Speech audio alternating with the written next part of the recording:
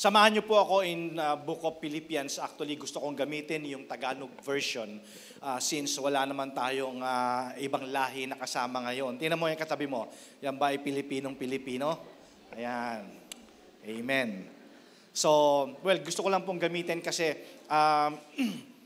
actually, it's a Tagalog and English version. Pero gusto kong mas maano natin ano sabi dun sa yung mas maramdaman natin, di ba? Maramdaman natin dahil ito yung sarili nating lingwahe.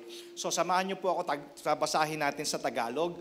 Ang Philippians in Tagalog, ito po ay Pilipos. Okay, in chapter 3 verses 13 to 14. Okay, sabi po dito, mga kapatid, hindi ko ipinapalagay na nakamit ko na ito. Ngunit isang bagay ang ginagawa ko, nililimot ko ang nakaraan, at sinisikap na marating ang layuning nais kong makamtan. Nagpapatuloy. Pakisabi nga po, nagpapatuloy. Nagpapatuloy nga ako patungo sa hangganan upang makamtan ang gantimpala ng pagkakatawag sa akin ng Diyos sa pamamagitan ni Kristo Jesus, ang buhay na hahantong sa langit. Okay. So, in other version, sabi dito, mga kapatid, hindi ko sinasabing naabot ko na ang ganap na buhay. Okay? Yun po yung other version noon. So, gusto kong gisingin muna kayo. Gusto ko munang magsimula sa isang nakakatawang joke. Amen. Sabi ng misis ko, pag nagjo-joke ka naman, ikaw lang ang natatawa. O, kita mo, natawa sila, Natawa sila, Ayan. So, gusto ko lang gisingin kasi yung iba inaantok pa ata at pag kayo ay nakatulog, ipapapatay natin ang aircon. Okay. Meron pong isang joke sa isang ospital. So, yung asawa niya inoperahan and then, alam nyo na to, napanood nyo na to. Lumabas ngayon yung doktor, sabi niya doon, tinanong nung asawang babae, Dok, kumusta yung asawa ko? Sabi ng doktor, ginawa ko na po ang lahat. Okay, so umalis na yung doktor. And here comes the other doctor. Sabi ng tinanong ng asawa, Dok, kumusta po yung asawa ko? Sabi ng isang doktor, Ma'am, nagawa na po namin ang lahat. Okay, so umalis na naman siya. And then here comes yung another doctor. Tinanong siya ng asawa, Dok, kumusta yung asawa ko? Sabi ng pangatlong doktor, wala na po akong nagawa kasi ginawa na nila lahat. Amen. Sabi ng asawa ko, ikaw lang naman natatawa. Sabi ko, hindi, tatawa yon. Kasi pag hindi sila natawa, hindi ko sila pagpe-pray. Okay? Nagising na ba kayo? O, isa pa? Isa pa? Yan. Kaya pag nag-joke pa ako ng isa, dadagdagan nyo na yung offering nyo mamaya yan. Okay. Sabi nung mga kabataan, ikaw, sabi niya, anong gusto mo paglaki? Sabi niya, ang gusto ko, maging doktor. Ikaw naman, anong gusto mo? Gusto ko maging abogado. Ikaw, anong gusto mo? Gusto ko maging negosyante. Yung huling-huling bata, tinanong nila, sabi, ikaw, anong gusto mo paglaki? Ako gusto ko maging komedyante. Aba, pinagtawanan lang siya nung 3. So, effective. Di ba? Pwede siya maging komedyante. Amen. Ginising ko lang po kayo. Now, alam niyo po, meron kasing 2 klase ng tao sa mundo. Merong daw isang taong meron siyang ginagawa at meron namang isa na wala siyang ginagawa. Alin ka dun sa 2? Ang message po natin ngayong umaga, ito po ay pinamagatan nating isang bagay lang. Ayan. Pakisabi nga mo sa katabi mo, isang bagay lang. Alam niyo po, kung gusto niyo maging victorious ngayong 2024, despite ng marami talagang mga alam natin, hindi natin nakikita yung future, pero alam naman natin merong nag-hold ng future natin, di ba? Walang ibang kundi ang Panginoon. Pero alam naman natin na ang tagumpay natin, sa Panginoon talaga nagmumula ang lahat. So, meron talaga tayong gagawin. If you want to be victorious in life this 2024, meron po tayong gagawin. Hindi mo ba napapansin, church? Pag lagi kang nagfo-focus sa problema, parang lalong dumadami yung problema. So, anong dapat natin gawin? So, mag-focus na lang tayo sa solusyon para dumami ang solusyon. Tapos, ito pa, napansin nyo rin ba na yung dati mong ginagawa hindi na effective ngayon? Yung dating magaling ka dun sa larangan na yon, hindi ka na magaling ngayon. Di ba? Parang basketball. Di ba? Nung bata ka pa, ang galing-galing mo. Ngayon, pagtanda mo, hindi mo na magawa yung dati mong ginagawa. Di ba? Yung dating nakakapag-whole court ka pa, ngayon food court na lang. Di ba? Amen. Di ba? Parang nagbabago talaga eh. Tapos, ito na naman, bagong taon na naman, gagawa na naman tayo ng New Year's resolution. Ang dami na nating binalak na New Year's resolution. Pero kung babalikan mo, ano dun yung nagawa ko? So sabi nga po kanina sa incubation namin, nasa ano pa rin naman tayo eh. Nandun pa yung spirit ng bagong taon sa atin. Kaya ito pong message na to is may kinalaman din po ito sa pagpapalit ng taon. Okay? So, tingnan natin kung ano yung advice sa atin ng Bible sa pamamagitan po ni Apostle Paul. Okay? Kaya ang sabi dito ni Apostle Paul, isang bagay lang ang ginagawa ko, one thing I do. Okay, so kung titingnan nyo po, nakatawid tayo ng 2024 from 2023. Amen po ba yon? So kung titingnan natin, we look back, I believe lahat naman tayo mag-a-agree na yung nakalipas na taon, hindi naman talaga natin na-predict kung ano yung mangyayari. Especially noong 2020, sino mag-aakala na magkakaroon ng pandemic, di ba? So hindi natin na-predict kung ano yung mga nangyayari o yung mangyayari. Nandyan yung mga tragedies, nandyan din naman yung victories.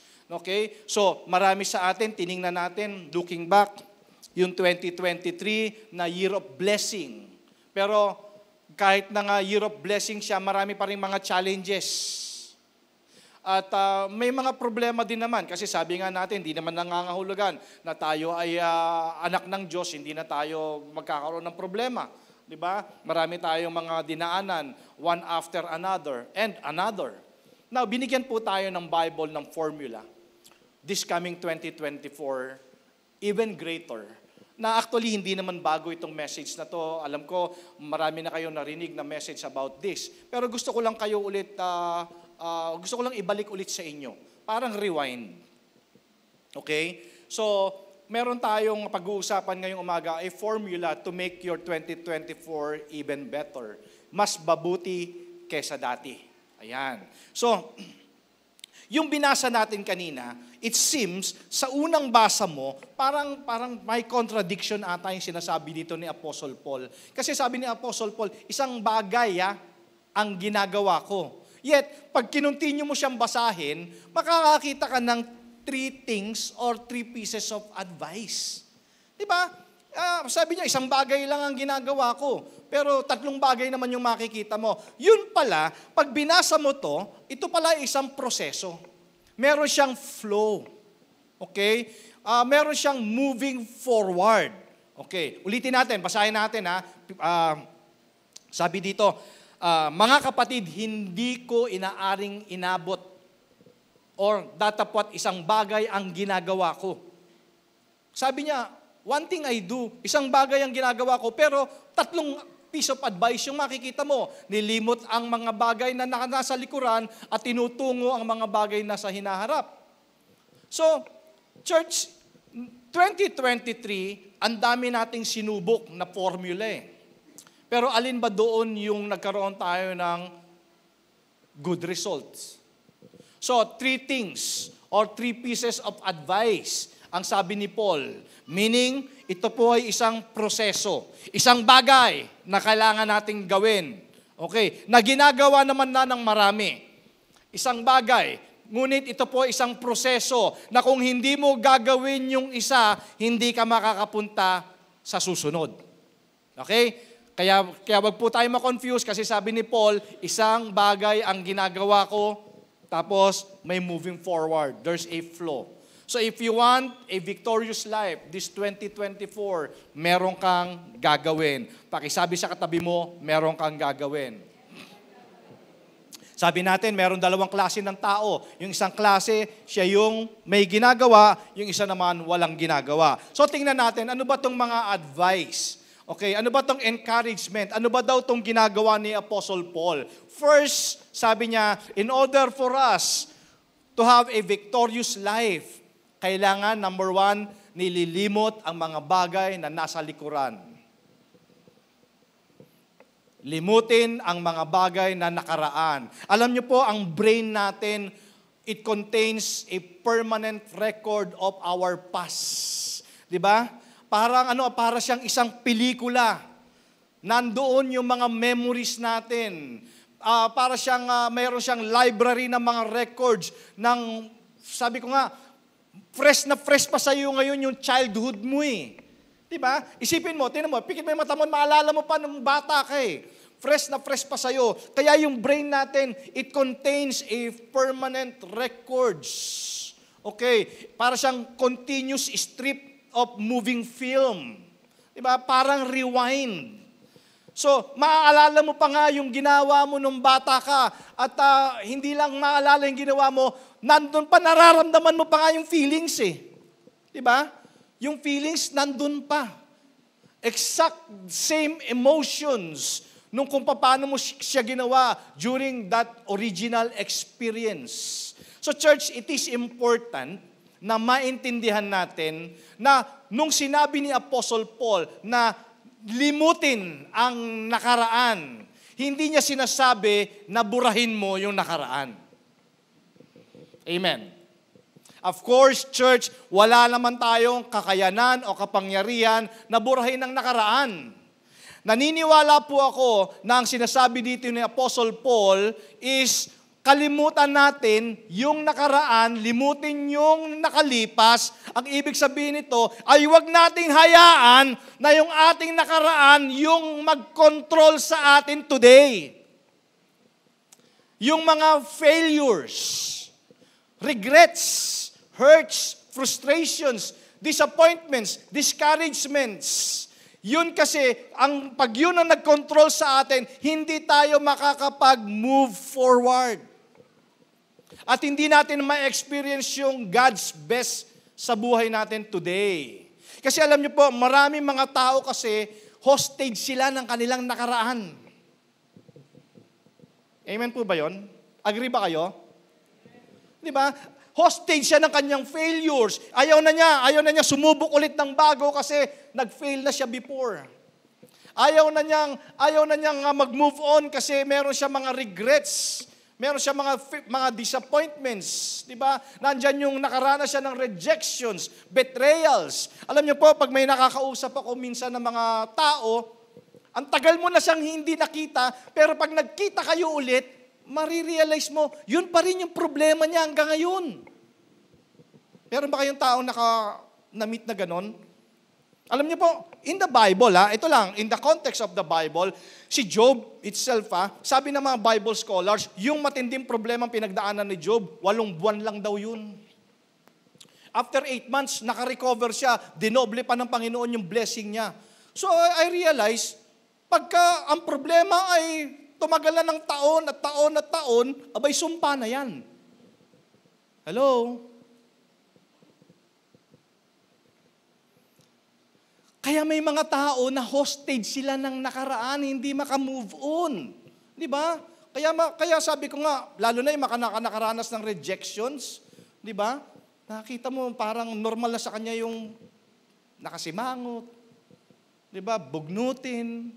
Yung pala meron naman pala siya talagang pinagdaanan o pinagdadaanan. So church, kailangan, ito yung encouragement sa atin ni Paul, dapat tayo makalaya doon sa sitwasyon na yun. Yung pagiging hostage natin. Huwag nating hayaan na yung nakaraan natin, yun yung maging bondage natin. So, bakit nga ba importante? Church, nalimutin natin yung nakaraan. Again, hindi sinabi ni Paul na burahin mo yung nakaraan dahil hindi mo na mabubura yun. Okay, ang sinasabi lang ni Paul, forget or limutin ang nakaraan, huwag kang magpa-control, huwag mong hayaan na yung buhay mo ay kontrolado ng mga regrets mo, kontrolado ng mga failures mo in the past. Why it's important to forget those things that are behind? Number 1, kasi looking back encourages the possibility of going back. Totoo po yun, mga kapatid. Kung hindi ka makamove on, 2 bagay lang yan. Maka-move on or bumalik ka sa nakaraan. Anong sabi ng book of Luke, chapter 9, verse 62? But Jesus said to him, no one having put his hand to the plow and looking back is fit for the kingdom of God. Parang mga Israelita to. Di ba? Ang bayan ng Israel, ang mga Israelites, nung nandun na sila, nag-exodus na sila, nandun na sila sa disyerto, gusto na nilang bumalik sa Egypt, kahit na maging alipin na lang ulit. Diba? So, church, kung hindi natin matututunan na limutin ang nakaraan, ang tendency niyan, babalikan natin yung nakaraan. Amen. And it was so kay Lot. Sino nakakilala kay Lot? Alam nyo ba na sa konteksto ng kwento ni Lot, palagay ko parang ang pag hindi ka naka-move on, na hostage ka ng past mo, looking back is a sin. Sa konteksto ni Lot, looking back is a sin. Amen. Kita nyo? Ang nakaintindi lang yan, yung nagbabasa. Why? Sino naging asin? Si Lot. Tingnan ninyo. Ito, very clear yung message dito kay Lot. Sabi dito, escape for your life, do not look behind you. Di ba may instruction may instruction ng Panginoon. Huwag mo lang tingnan yung nakaraan mo. Do not look behind. So dahil siyempre, sabi ko nga, looking back, there's a tendency na balikan natin yung nakaraan. So ano nangyari? Naging asin si Lot. So, alam niyo po, meron kasing blessing pag natutunan mong mag-move on at kalimutan ang nakaraan. Meron talagang pagpapala ang Panginoon. First of all, imbis na maging biktima ka, magiging victorious ka. So, ang susi, mga kapatid, ay makikita natin muli sa book of Isaiah, chapter 43, verses 18 to 19. Tingnan niyo po again, inulit dito ng scripture, ang sabi ng Bible, do not remember the former things. Alam niyo yung word na ponder, pagka pinapander mo, parang nire-rewind mo pa siya sa mind mo, di ba? Sino dito yung ganun? Yung masakit na nga gusto mo pang ulit-uliting isipin. Meron? Diba? Tapos maya-maya, ikaw din mismo yung magse-self-pity. Do not ponder the things of the past. Listen carefully. Sabi ng Lord, I am about to do a new thing. Now it will spring forth. When you, or will you not be aware of it? I will even put a road in the wilderness, rivers in the desert. Ano ibig sabihin nito? Church, hindi natin makikita ang ginagawa ng Lord sa iyo today kung nasa nakaraan ka pa rin nakafocus. Amen?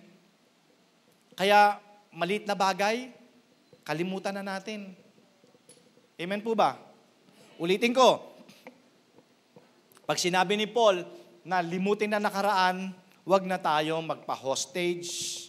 Wag na nating hayaan na yung buhay natin ay hindi makamove on dahil tayo ay prisoner ng ating nakaraan. Wag nating i-allow yung ating mga frustrations, regrets, disappointments. Diba? Hindi pa naman muli ang lahat. Diba? Meron pang pag-asa. May pag-asa pang magtagumpay muli. Amen. So that's number 1, limutin ang nakaraan. Bago tayo mag-move, sabi mo sa katabi mo, limutin ang nakaraan. Kaya? This 2024, di ba? Kung meron tayong New Year's resolution, isama natin sa New Year's resolution natin to, kalimutan ang nakaraan. Hindi burahin, kasi hindi mo mabubura. Okay? Permanent yung records noon. Okay. So number 2, sabi dito, pinagsisikapan kong makamtan ang nasa hinaharap. So, hindi lamang niya lilimutin yung, sabi ko sa inyo, ito po ay progreso. Pag hindi mo ginawa yung isa, hindi ka makaka-move sa next step. Okay. So, sabi niya, limutin natin yung nakalipas at pagsumikapan natin.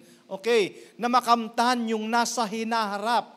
Ano po ibig sabihin nito? Well, ang ibig sabihin po nito is, you can move forward. Amen? Pwede kang magsimula muli. Church, totoo naman yon. There's a time na we no longer focus on the past, but begin to put our focus on the present.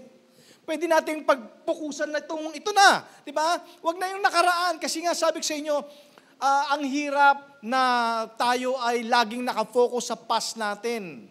Di ba? Turuan natin yung sarili natin. Turuan natin na huwag tayong mag-dwell doon sa ating nakaraan. Huwag tayong mag-dwell doon sa ating mga failures. Well, totoo, meron tayong pain na naramdaman nung nag-fail tayo. Meron tayong pain sa mga disappointment and struggles. Pero tapos na yun eh.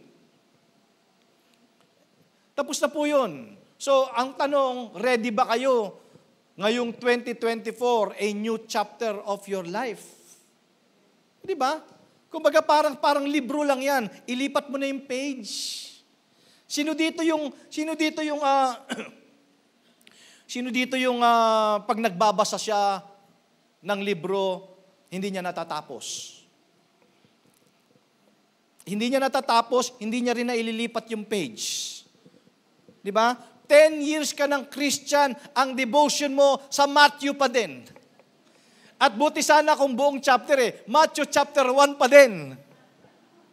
Di ba? Hindi nagte-turn yung page. Church, kailangan talaga natin na ready tayo for a new chapter. Kasi sabi ng Lord, di ba, hindi mo ba nakikita, meron akong ginagawa. Hindi mo lang makikita yan kasi nakapokus ka sa past. Amen? Kaya, move forward. Dapat willing ka to let go of the old. The things that are behind you. Kasi yung mga, alam ko, importante naman yun. Karanasan yun, experience yun. Pero mas importante yung hinaharap natin. Dapat ready tayo sa bagong pwedeng gawin ng Lord sa buhay natin. Amen? Kaya kita nyo pag nagdadrive kayo ng sasakyan, mas malaki ang salamin sa harap kaysa sa likod. Kasi importante yung harap eh. Yung sa likod, kahit nga walang salamin yan, wala na. No use, di ba? Di ba? Kaya, church, yun yung tinatawag na water under the bridge. Wala na yun. Yung tubig na dumaan sa ilalim ng tulay, lumampas na yun, tapos na yun. Hindi na babalik yun. Amen? So instead of allowing those things to hold your back, bakit hindi mo na lang i-let go? I-let go mo yung mga pangit na karanasan, let go. Now, you need to step into faith. Diba? Magkaroon ka ng bagong vision. Nabivision mo ba yung 2024? Sinabi mo ba sa sarili mo, itong 2024, meron akong gagawin. Sa tulong ng Panginoon, mas maganda to kaysa sa dati. Diba? Dapat magkaroon tayo ng fresher outlook. It's time to rise up with a new attitude. Instead na mag-settle tayo, kung nandun na lang, ganito na lang ako talaga. Yung 2024, pareho lang din to. Ikaw na nag-prophesy sa sarili mo. Diba? Church, move forward tayo. Taon-taon na lang, pagka ganitong panahon, sinasabi natin, move forward. Pero nakita ko rin naman, BOCC, nakita ko din naman, talaga namang, ang taga-BOCC talaga, fighter talaga. Alam ko na wala namang exempted sa atin sa mga pagsubok ng buhay. Pero talagang nakita ko yung blessing, nakita ko yung favor ng Lord, nakita ko talaga yung victory. Okay? So ang gusto ng Panginoon talaga sa ating mga anak niya, talaga makita natin bagong perspektibo ng bagong taon. Siyempre, kailangan more of faith, more of prayer, more of trust, di ba, sa Panginoon para ma-experience natin yung goodness at saka yung pagpapala ng Panginoon. Nga lang kasi, hindi naman pwedeng mabuhay ang tao na meron laging combination siya ng old at saka new. Nakuha niyo po yung sinasabi ko? Yung ang buhay mo ay kalahati old, kalahati new. Last week, sabi natin, new creation na tayo, di ba? So, dapat nabubuhay na tayo sa bagong buhay. Okay. Anong sabi po ng Bible? In Mark chapter 2, verse 22, no one puts new wine into old wineskin. Ito yung sinasabi natin, hindi po pwedeng hati yung old, hati yung new. Di ba? So, pag new wineskin, dapat new wine ang nilalagay. Otherwise, magbe-burst yan. The wine is spilled and the wineskin are ruined, but new wine must be put into new wineskin. Amen? So, church, kailangan bago na tayo. magbago na tayo. Amen? Well, kasama siguro sa pagbabago, alam nyo, siguro isa ito sa masasabi ko na karanasan ko sa mga counseling na isa sa mga dahilan kaya hindi makamove on ng isang tao, not just only because of disappointments, regrets, and failures. Alam mo ba kung isa sa mga hindi makamove on ng isang tao because of unforgiveness? Unforgiveness. Amen? Alam mo ba, ito, real talk, meron kang taong galit na galit ka. Pero sa totoo lang, yung tao na yon hindi niya alam na galit ka. Siya naka-move on na, pero ikaw hindi pa. Amen. Meron yon. Pag pinikit mo mata mo, merong papakita sa iyo Holy Spirit, yan yung kinaiinisan mo. Diba? Galit na galit ka dyan. Pero sabi din ng Holy Spirit, 2024, magbago ka na, magpatawad ka na. Amen. Again, ulitin ko po ito at hindi ako magsasawang ulit-ulitin to. Lagi kong sinasabi sa inyo, church, if you forgive, you deserve to be happy. Amen. Kasi if you forgive, that's your advantage eh. Kailangan ka na maging masaya. Kita mo, pagka laging bitter yung puso mo, ang lungkot mo. Tama? We need to set goals para ngayong 2024. Ano ang isa sa mga goals na dapat natin gawin ngayong 2024? Diba? Kung hindi man physical, spiritual, sabi natin. And don't you know that walking is the best exercise? Yan. Walking is the best exercise. This coming 2024, walk away from anger. Di ba? Taas ang kamay ng magagalitin. O siyempre, wala magtataas. Di ba? So this 2024, walk away from anger. Walk away from people who deliberately put you down. Siguro, yung mga tao na yon kaysa mag-create lang ng galit. It's okay. It's okay, Jake. It's okay. Kaysa mag-create lang ng galit is siguro walk away from them. And then walk away from fears. But walk with joy and peace of God. So ito yung mga goals natin ng 2024. Okay? So ulitin ko po, sabi ni Apostol Pablo, limutin ang nakaraan. Next, pag sumikapan natin, makamtan naman yung hinaharap. So, hindi mo lang nilimot yung nakaraan, pag sumikapan mo na mapagtagumpayan mo yung hinaharap, yung ngayon. Diba? Sabi nga, mayroon tayong kasabihan, live one day at a time. Diba? So, that's number 2. And number 3, sabi natin kanina, parang may contradiction ata. Sabi ni Paul, sabi niya, isang bagay lang, pero makakakita ka ng 3 pieces of advice. Okay. And number 3, ito importante. Sabi ni Paul, nagpapatuloy. Nagpapatuloy nga ako patungo sa hangganan. Diba? Siyempre, gusto natin makarating doon sa finish line. Diba? Gusto natin, yung bandera natin makaabot doon sa taas, hindi siya kapos. Nagpapatuloy nga ako patungo sa hangganan upang makamtan ang gantimpala. Kasi church, sabi nga ng Bible, in its proper time, you will reap your harvest if you do not give up. Diba? So, makamtan natin yung gantimpala ng pagkakatawag sa atin ng Diyos sa pamamagitan ni Kristo Jesus, ang buhay na hantong sa langit. Well, of course, gusto natin ito lahat. Ito talaga yung main goal natin. Diba? Ang makilala, tanggapin si Kristo bilang ating Diyos tagapagligtas at mamuhay tayo, palampasan natin lahat ng mga pagsubok ng buhay hanggang sa magkita tayo ng Panginoon. Pero ang question, nandito pa tayo. In the process, anong gagawin natin? Kailangan, sabi ni Paul, dapat tayo nagpapatuloy. Church, tanong, ilang beses mo na pinlanong tumigil? Ilang beses mo na pinlanong mag-quit? Ilang beses mo na pinlanong mag-give up? Diba? Para bang sinabi mo, ayawan na. Narinig mo na ba yung sarili mo noong 2023? Sabi mo, ayawan na. Diba? Dahil siguro sa mga problema, pakiramdam mo, Wala nang pag-asa. Pero as we begin another year na binigay sa atin ng Panginoon, alam ko, church, hindi naman tayo dadali ng Lord up to this point para iwanan lang tayo eh. Amen? And then sabi ko nga, sa dami na rin naman ng pinagdaanan nating pagsubok at problema in the past, ngayon pa ba tayo susuko? Ilang taon ka na? Especially yung mga senior dito, yung senior na katabi mo, grabe na pinagdaanan yan. Tinan mo yung katabi mo, tinan mo, yan, grabe na, mga kabataan, kukulang pa yan. Pero yung mga nakakatanda dito, ang dami ng pinagdaanan yan. Amen. Sabi mo sa kanya, thank you. Thank you, bakit? Wala lang. Kasi hindi ka sumuko. Amen?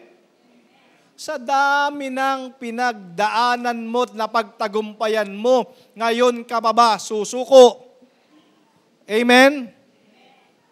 Kaya church, kung titingnan natin yung mga regrets natin, yung mga bagay na hindi natin na-accomplish sa mga nakalipas na panahon, hindi na naman natin mababago yun, wala na.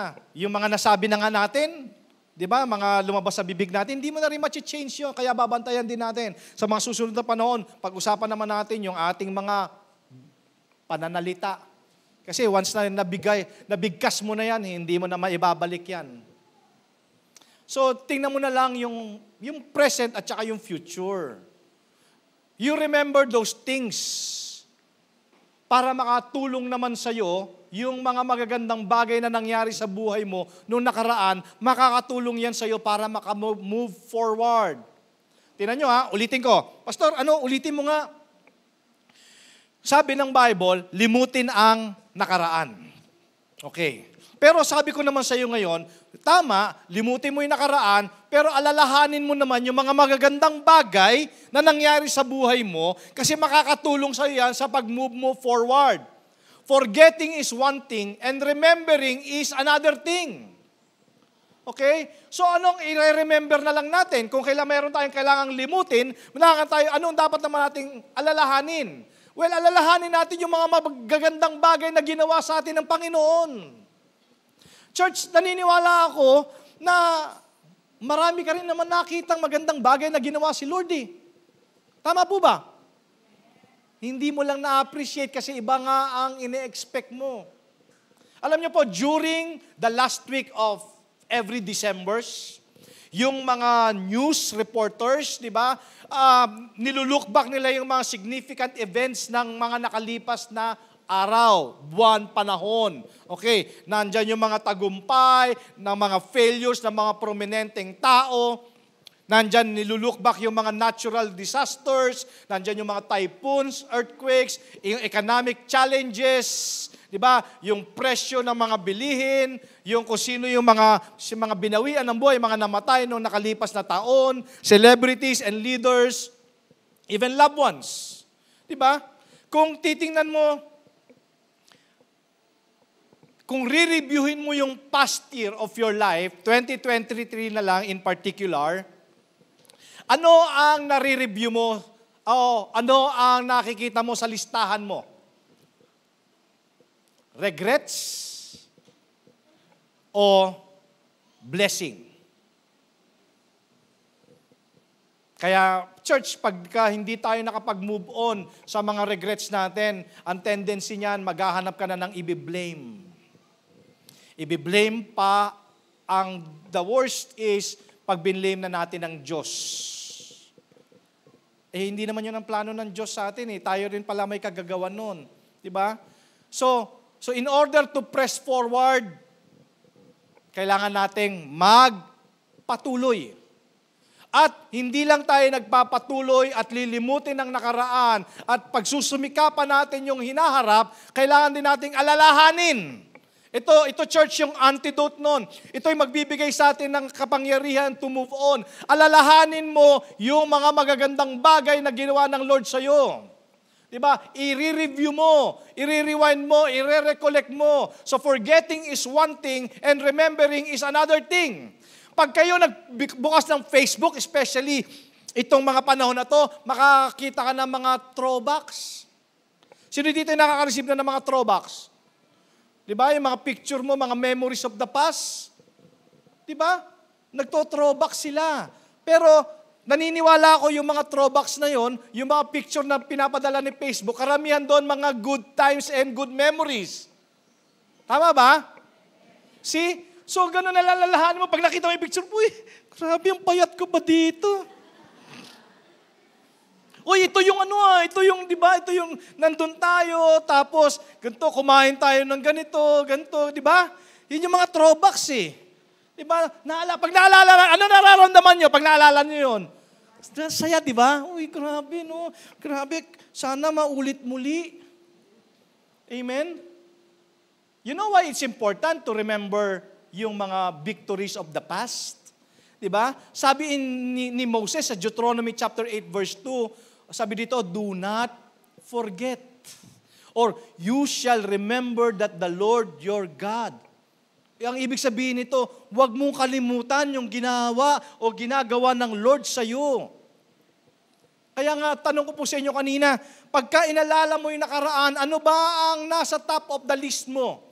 Regrets or blessings? Sige nga, tanong mo yung katabi mo.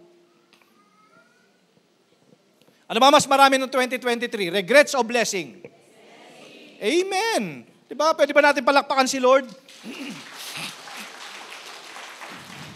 So kung may pangako si Lord that you are always increasing, never decreasing, you are always the head and never the tail, so 2024, mas maganda kesa 2023. Amen? Kasi alam nyo, isa sa pinakamahirap na battle natin to fight is the battle of discouragement. Yung pag na-discourage na tayo, parang pakiramdam natin yung mga dreams natin, wala na. Diba? Disappointed na tayo. Nawawala na. Yung enthusiasm natin, nawawala na. Nawawala na yung the feeling of excitement and interest.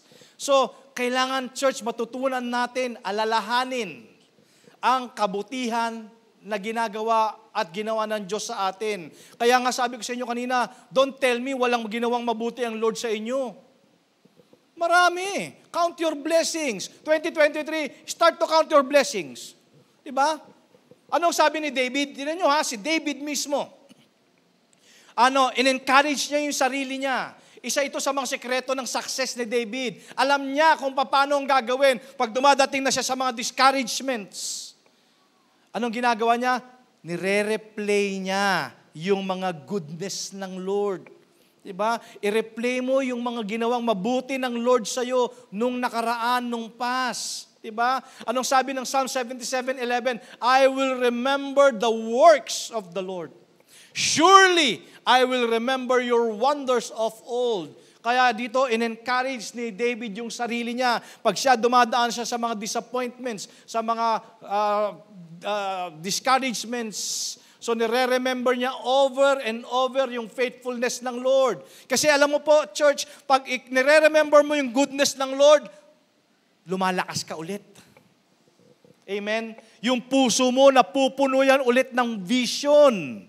Amen? Lumalakas ang loob mo.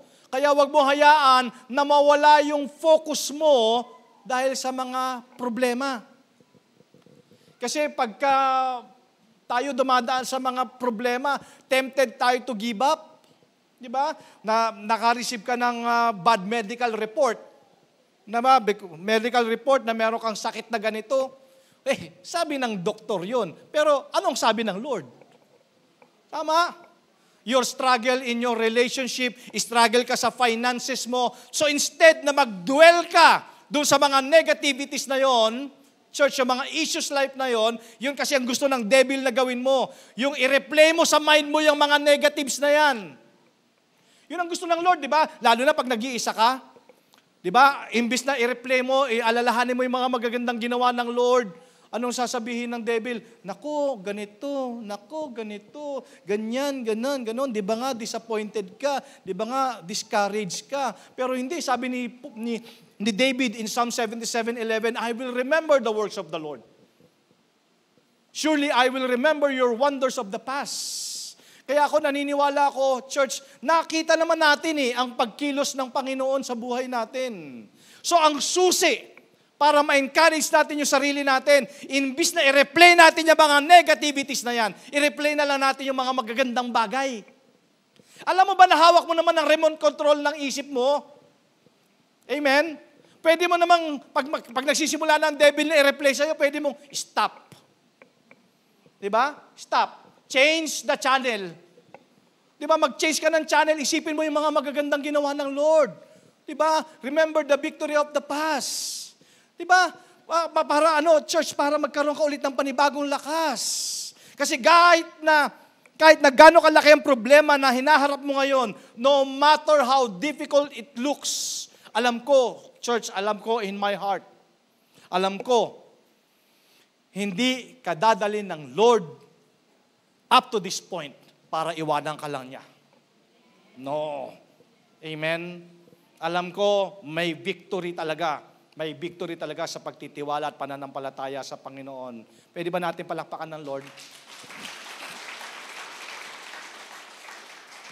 Alam ko, church, hindi lang yung goodness ang naranasan mo noong 2023. Even the greatness of God, ipinaranas niya sa iyo yun. Diba? Hindi mo ba wag mo kalimutan nung ikaw ay pinrotektahan ng Lord from near-death experience. Baka nakakalimutan mo na. Pinrotektahan ka niya doon sa aksidente. Diba? I remember one time, yung father ko nabubuhay pa siya. Meron silang missionary work somewhere in Quezon. Pasakay sila ng bangka. Pasakay sila ng bangka. Ang lakas-lakas niya nang pumunta doon sa may pantalan, doon sa may port. Nung sila na sasakay sa bangka, all of a sudden siya ay nahilot, nagsuka ng nagsuka. Nagsuka. So, to make the story short, hindi sila nakasakay ng bangka. Nauna yung bangka na yon. And then, after a while, umayos na yung pakiramdam niya, sumakay na sila ng bangka. You know what, church? Surprisingly, nung sila na ay nagta-travel na, nandun na sila sa kagitnaan ng dagat, nakita nila yung naunang bangka na sasakyan dapat nila, lumubog, patay lahat yung nakasakay. See? Hindi natin minsan nare-realize yung pagkilos ng Panginoon eh. Pero kung isipin mo, paano ka pinrotektahan ng Lord noong 2023? Diba? Alalahanin mo. Kita mo, di ba sabi ko sa inyo, kasi pag inalala mo yung goodness, inalala mo yung blessing ng Lord, yun yung antidote doon sa mga discouragements eh. Di ba? Alalahanin mo yung araw na na-promote ka, ang sarap ng pakiramdam, no? Amen? Yung tinaasan ng kumpanya mo, yung sweldo mo, sarap ng pakiramdam. Eh nung sinagot ka nung nililigawan mo, tell me, iba yung feelings, di ba? Naalala mo yon? It's worth remembering. O naalala mo nung lumabas, yung napaka-cute mong baby. Amen? Di ba? Ang cute-cute ng baby paglaki. Di ba? Sabi nung bata pa siya, ang cute-cute talaga na anak ko, kamukha ni daddy. Hindi, kamukha ni mami. Nung paglaki na, ikaw talagang demonyo kang bata ka. Ano ba yan? Akala ko ba cute? Pero di ba, nung manganganak pa lang si Mrs., excited ka na. Di ba yung feeling na yon, di ba? Well, sabi ng Bible, alam mo, ang anak is regalo ng Panginoon yan. Amen? Kaya excitement talaga. Dapat nire-replay mo sa mind mo yung miracle na yan. Di ba? Yung araw na binigyan ka ng bagong bahay, ano pakiramdam? Di ba? So, kaya bang talunin ang problema mo ngayon, yung pakiramdam mo noon, nung binigyan ka ng Lord ng promotion? Kaya bang talunin yung problema mo ngayon, yung dati na binigyan ka ng Lord ng bagong bahay, bagong sasakyan? Diba? At nung na-receive mo yung medical report mo na ikaw ay pinagaling na ng Panginoon. Amen? Yun yung mga memories mo of the past. So if you want to keep yourself encouraged, kailangan mong i-remember kung ano yung mga ginawa ng Lord. Kasi church, you'll never be defeated and discouraged as long as you're thinking of the goodness and greatness and love of God. Amen? Alam mo, isa to sa encouragement ko. Samahan niyo po ako. Open your Bible in Book of Romans chapter 8 verse 32. Ito, napakaganda nito encouragement. Talagang ang word talaga ng Lord talaga nagbibigay sa atin talaga ng strength. Sabi ng Romans 8:32, He who did not spare His own Son, but gave Him up for us all, how will He not also along with Him graciously give us all things? Ang sabi dito, dali lang. Sabi niya gano'n. Alalahanin mo na lang. Yung Ama nga, ibinigay niya si Jesus, yung kanyang kaisa-isang special na anak para sa'yo. Ano ang hindi niya kayang ibigay sa'yo? Wow! Amen? Naisip niyo ba yon? Oo nga, no? Kung si Jesus nga binigay ng Father sa akin, sa atin, anong hindi niya kayang ibigay? So hindi ba kayo na-encourage doon? Amen? So the key to David's success is found in the fact that despite the negative circumstances all around him, nakuha niya yung kanyang kalakasan sa pamamagitan ng pag-alala niya in remembering the works of the Lord. Psalm 77:11, I will remember the works of the Lord. Surely, I will remember your wonders of old. Diba, the wonders of old, yung nakaraan. Diba? Kung merong pinapalimot sa atin ng Panginoon, limutin mo yung pangit na nakaraan. Sabi mo nga sa katabi mo, limutin mo yung pangit na nakaraan. Amen? Kaya sabi ni Paul, isang bagay ang ginagawa ko, isang bagay lang. Limutin ang mga bagay na nasa likuran. Pero hindi mo yan mabubura. Pero wag mong i-allow na yung past ay hindi ka makamove on. Next, pagsumikapan mo na makamtan ang nasa hinaharap. Church, there's still time to begin. You can start itong 2024 without regrets. Kalimutan mo na yung mga regrets na yon. And syempre, number 3, kailangan mong magpatuloy. Amen? Kailangan tayo magpatuloy. Hindi tayo kayang ihinto ng mga problema. Amen ba yon? Kailangan mo magpatuloy kasi pag nagpatuloy ka, nandyan ang kapangyarihan, ang backup na kapangyarihan ng Panginoon. Amen? And then before we end, ito, gusto kong i-share sa inyo. Patrick's Amplified Version. Hebrews 12, 1-3. Sabi ng verse 1, Church, ito narinig niyong mensahe ngayong araw na to. Kasi I also preach to myself. Hindi ko naman, sabi nga ni Paul, hindi ko naman sinasabi na nakamtan ko na to. Ganun din. Siyempre, to myself, I also preach to myself. Pero, sabi ko nga, messenger tayo ng word ng Lord na kailangan talaga natin tong makuha, matutunan, malaman, at ipamuhay. Okay? Sabi ng Hebrews chapter 12, 1-3, ngayong 2024, sabi, alam nyo naman, itong message na narinig nyo, well, in verse 1, napapaligiran tayo ng maraming tao na nagpapatotoo tungkol sa pananampalataya nila sa Diyos. Totoo naman, may mga tao, katulad ni Paul, wala na, hindi na natin kasama yan. Okay, may mga nakilala tayo, nakita natin namuhay sila sa pananampalataya sa Panginoon. Tayo ngayon na nabubuhay pa, napapaligiran tayo ng mga tao na nananampalataya sa Diyos. Hindi lang naman ikaw ang dumanas ng problemang dinaranas mo ngayon. Pero sabi ng Bible, nandyan nagpapatotoo sila nang dahil sa pananampalataya nila, sila ay nagtagumpay. Kaya nga talikuran na natin ang kasalanang pumipigil sa atin at alisin ang anumang hadlang sa pagtakbo natin. Sabi ng Bible, hindi ka makakamove on ng 2024 kung bit-bit mo yung mga kabigatan na yan. Amen. Ano ba yung kinukonsider mong kabigatan? Alam nyo, if you're a runner, lahat ng paraan para gumaan gagawin mo para magaan ang pagtakbo mo. Ganon din, if you're a biker, pipilitin mo mas magaan yung bike na dala-dala mo kasi hindi naman lahat patag. Meron mga paahon. Amen. Kaya sabi dito, anumang hadlang sa pagtakbo natin, buong tiyaga tayong magpatuloy sa takbuhing itinakda ng Diyos para sa atin. Di ba? Hindi tayo makakapagpatuloy, mga kapatid, kung hindi natin matututunan na yung mga kabigatan na yan ay iwanan. And in verse 2, ituon natin ang ating paningin kay Jesus na siyang sandigan ng pananampalataya natin mula sa simula hanggang sa katapusan. Sabi ko sa inyo kanina, the more you focus on problems, the more na dumadami ang problema.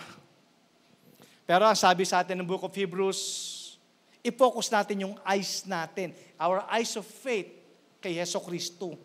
Kasi walang ibang solusyon. Maniwala po kayo sa akin. The more you try to solve it by yourself, the more ka nagkakaproblema. Diba? Anong sabi ng Bible? It is not by might, but by power. Not by strength, but by the power of the Lord. Church, mapapagod ka, mapapagal ka kung hindi mo kasama ang Lord. Amen? Kaya i-focus daw natin yung ating mga mata, yung ating eyes of faith. Si Heso Kristo nga, tiniis niya ang paghihirap sa krus at hindi niya ito ikinahiya dahil iniisip niya na ang kaligayahang naghihintay. Alam mo ba, church, na may naghihintay na blessing, na breakthrough sa'yo ngayong 2024? Amen? Ngunit, kailangan mong merong gawin. Tingnan mo yung katabi mo. Tingnan mo yung katabi mo, sabi mo, kung mag-asawa kayo, sabi mo, sweetheart, mukhang meron tayong gagawin ngayong 2024. Ha? Kung kayo magkakaibigan, sabi mo, pare, mukhang may gagawin tayo ngayong 2024. Kung kayo mga magkakabesis, sabihin mo, may gagawin tayo ngayong 2024. Amen? Meron tayong gagawin. Kailangan kalimutan na natin yung nakaraan. Amen? Kailangan mag-focus tayo doon sa hinaharap at dapat tayo nagpapatuloy. And in order for us na makapagpatuloy, church, ang sabi ng Bible, kailangan nating bitawan yung mga kabigatan na yon. Amen? Sabi, para kang isang runner. Di ba? Para ka tumagal, mag-endure sa pagtakbo, kailangan magaan. Dahil alam mo, pag tinapos mo, merong pagpapala ang Panginoon sa iyo. Amen? Amen po ba yun? Sino dito yung excited? Excited siya na ang kanyang 2024 ay mas mabuti kaysa sa 2023. Amen ba yun? Amen. Hallelujah. Tayo po tayo lahat, church. Meron po ba kayo natutunan? Amen. So again, hindi ko sinasabi na burahin ninyo ang nakaraan. Pero wag kayong maging hostage ng nakaraan ninyo. Amen? Kasi alam nyo, may hirapan ka. At siyempre, ang Panginoon, hindi niya alam paano kanya i-bless kung ikaw mismo ayaw mo namang magpa-bless. Kasi ang blessing ng Lord, siyempre, gusto niya makita na ikaw ay nagpapatuloy, nagmo-move on. Church, problema lang yan. Church, problema lang yan. Church, problema lang yan. Church, sakit lang yan. Church, problema lang sa pera yan. Church, problema lang sa relasyon yan. Problema lang yan. Pero meron kang Diyos. Amen? Meron kang Diyos. Meron kang hindi basta Diyos. Meron kang Ama na nasa langit na nagmamahal sa'yo.